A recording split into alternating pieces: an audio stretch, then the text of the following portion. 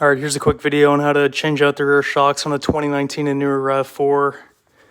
You have two 17mm bolts up top and then one 22mm nut on this stud down here.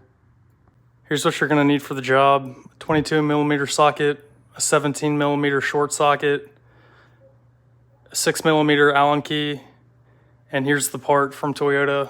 This is for a 2019 RAV4 Limited. Comes with a nut, Loctite already in it. All right, in order to remove the rear nut, you're gonna have to compress your rear suspension.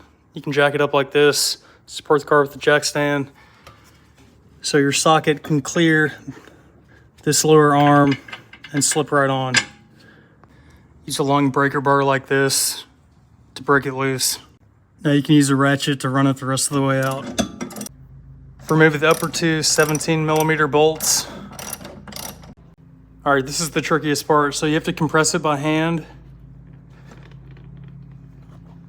And then while it's compressed, tap down here on the bottom side of the strut to relieve it off that stud. There's a 12mm head on the end of that stud that you can remove this from, the spindle. But if you compress it and tap it just right, you can get it off that stud without marring up these threads. So that's what we're gonna do. All right, so now we have the driver rear shock out here. The driver rear shock is easier than the passenger side rear shock. The passenger side rear shock has less clearance to work it off the stud. All right, this is what it looks like up top. This is where we're gonna use our short 17mm socket and our 6mm Allen key to remove this. All right, now we can, with our 17mm socket, hold that nut steady,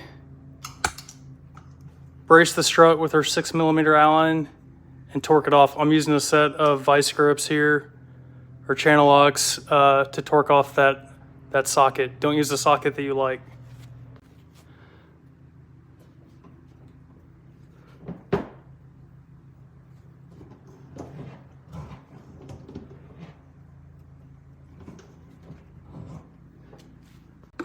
And like that, it's out.